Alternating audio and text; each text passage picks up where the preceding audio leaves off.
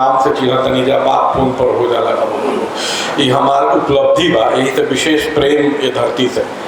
आई मोह बा लोभ कहीं कि जौन माटी मोहनदास के महात्मा बना दे बस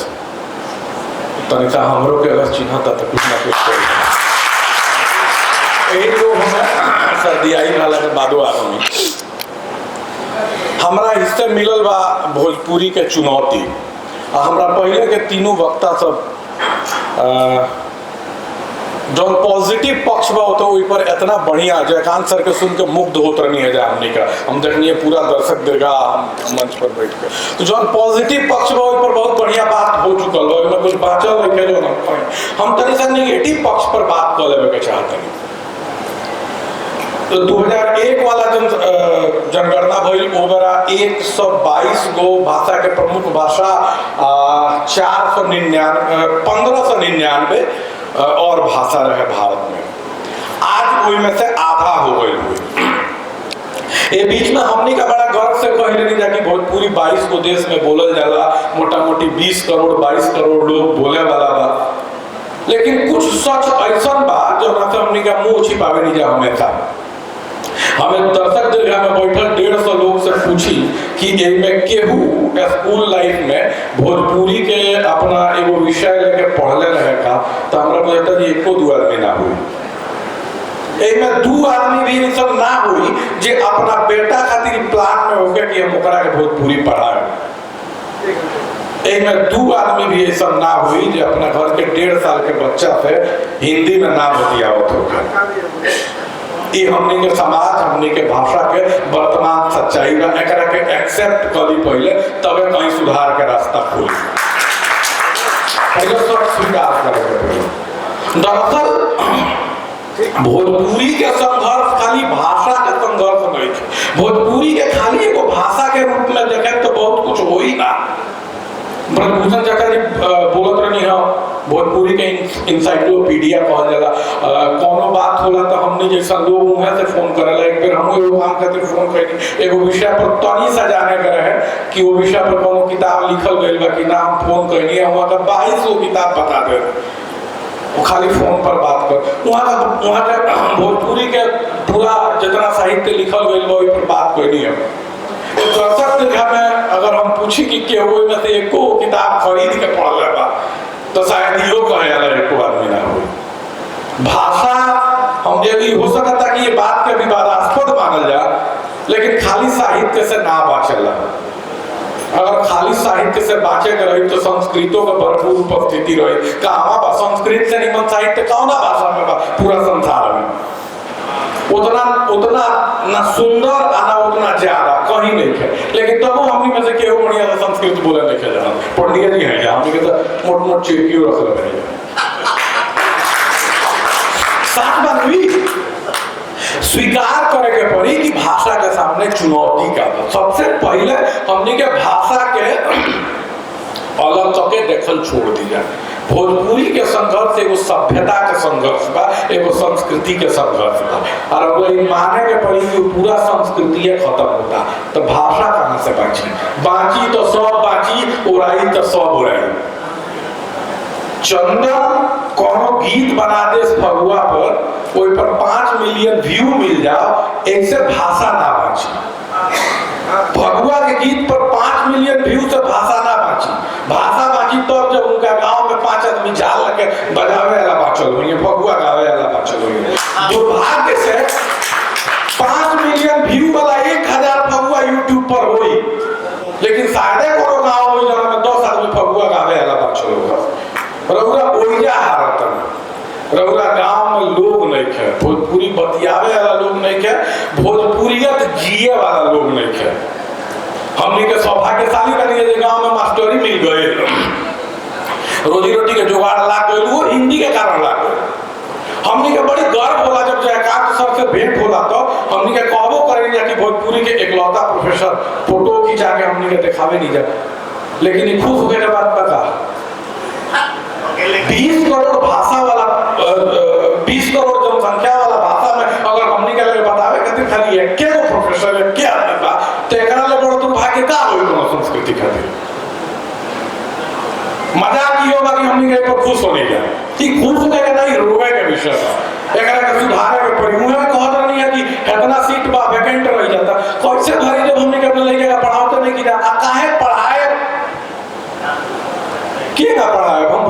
बोललो छोड़ देला कनी हम जियल छोड़ देला कनी हमरा आंगन में से तुलसी ओराए लागल बा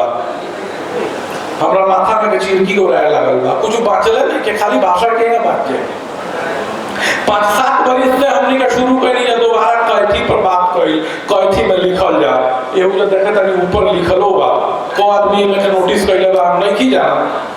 बीच में सरकार जबरन कलसी है कि सारा पुरनका दस्तावेज पढ़े के बाद कैथी सीख लो एक बार हमने के पटना के आयोजन में गइल रही है जब फ्री में बुकलेटो बांटत रहे को आदमी सीख लो हमने क्या कट गइल बनी जा ई माने के पड़े भोजपुरी के भविष्य के बात होता भोजपुरी में आय के साधन खाली मंच पर बाचल बा वो गायन में बाचल होके वो रील बना के नाचे में बाचल होके या कविताई में बाचल होके यह 3 जगह संगीत में नृत्य में आ कविताई में 3 जगह रोजगार बा भोजपुरी में चौथा कहीं नहीं है भोजपुरी के सबसे कमासुत कवि हमनी के बीच में बैठल बानी बादशाह बाबा भोजपुरी कविता पढ़ के सबसे ढेर पैसा कमाया जाला लेकिन जानते नहीं दुर्भाग्य ही बाकी बादशाह बाबा के बेटा भोजपुरी लेकर रखे पढ़ ले चुनौती है यह चुनौती है यही पर काम करेंगे पर हमने का सब छोड़ दे लगा बात उहे बाकी खाली भाषा को के लड़े तो कुछ ना हो जाए का हो जाए अनुमान सूची में जब मिली तो खेसारी लाल यादव 2-4 करोड़ अधिक कमाए लगे मनोज बाबा के कुछ काम बढ़ जाए रवि किशन कुछ अधिक कमाए लगे भाषा का कुछ ना हो भाषा के उत्थान में 8वां अनुसूची में जगह मिल रहा है हमारा हिसाब से कुछ होके आला नहीं है वो एगो बात चूंकि नइखे मिलल तो हमने का ओकरा नाम पर एक हो जानी था दूर बन दूर के ढोल हो जाई तो ये हमरा बुझाता जे वो सब कुछ होई ना अपन जिए के ढंग अपना बाबा वाला ले आवे के पड़ी तब भाषा बाँचे गाँव में खाली छठ में जाई तो भाषा ना बाँचे संस्कृति ना बाँचे रउरा दिल्ली से छठ में आ जाता नहीं रउर बेटा दिल्ली से छठ में ना आए अब ओकर बेटा तो छठ जनबो ना करे गांव बचाई एक दूसरा के साथे एक दूसरा के जीवन में सहयोग करे हिस्सा बनल एक दिन हमनी के बात करत रहनी जा जलद जी यही जाके हमार मित्र प्रकाशक हवन जलद जी से बात होत रहे कुछ कई गो मुद्दा रहे हमनी के संघर्ष पर कि केंगा बची जौन देश के माहौल बा कैसे हमनी के रक्षा हुई तो हमनी के अंत में यही निष्कर्ष पर पहुंचनी जा कि अबो भी हमनी के सुरक्षा के सबसे बढ़िया माध्यम ये बा कि पटीदारी के साथे रहल जाए पटीदार से बड़ सहयोगी सुरक्षा के पटीदारी के बीच में खड़ा रहे तो किनहु मरिए ना ओइजा बात जाए पटीदारी भाई हम जो इकोसिस्टम के बात होता तो 1000 वर्ष में वो इकोसिस्टम बनल बा पटदरिया बोले मेरा पता पार हमार फोड़ दी लेकिन दूसरा के फोड़े ना दी जो बना रहे एगो ढांचा नु हमने के ऊ जले ना पकड़े जा तले लड़ाई पूरा ना हुई खाली किताब से खाली भोजपुरी यार चंदन तिवारी संजोली पाड़े के सोहर देख देख के कहिया ले काम चली जब गांव में सोहर गावे वाला लड़की हो रहा है अपन तो गांव में बेटा भैया पर मुड़ी पर तेल छापे वाला सोहर लगा गावे वाला परंपरा हो रहा है तो को दिन चंदन तिवारी के गीत सुन के काम चली खत्म हो जाए 5-10 बरस के बाद गांव का और लौटे के हुई तुलसी का और लौटे के हुई आंगन का और लौटे के हुई गौरैया का और लौटे के हुई अपन वो सांस्कृतिक प्रतीक जो हमने के संस्कृति जौना से गढ़ रहे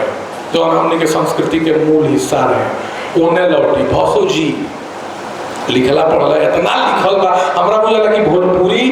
में हिंदी से बेहतर साहित्य बा आ अश्लीलता के जो बात होला बीच में भोजपुरी से ज्यादा साफ सुथरा कोनो भाषा में निकल जाता भोजपुरी जितना पवित्र साहित्य 2025 में दोस्तों हिंदी वाला के तो हमने के देखते रहे भोजपुरी से अधिक पवित्र साहित्य जो में कहीं वल्गरिटी नहीं है कोनो भाषा में नहीं लिखल जाए बावजूद हमने का नहीं किया दावा कर सकत पिछला 20 वर्ष में कोनो भोजपुरी के वो किताब के लेके कि एक 5000 प्रति बिकर है दुर्भाग्य है ये काम एजा करे के हुई गांव का और लौटी भाषा जी ना तो चुनौती तो बहुत बार 2001 के जनगणना में 2000 भाषा रहे, हो सकता 27 में होता तो घट के 800 600 पर आ गई होगा, लेकिन सुधार सकता।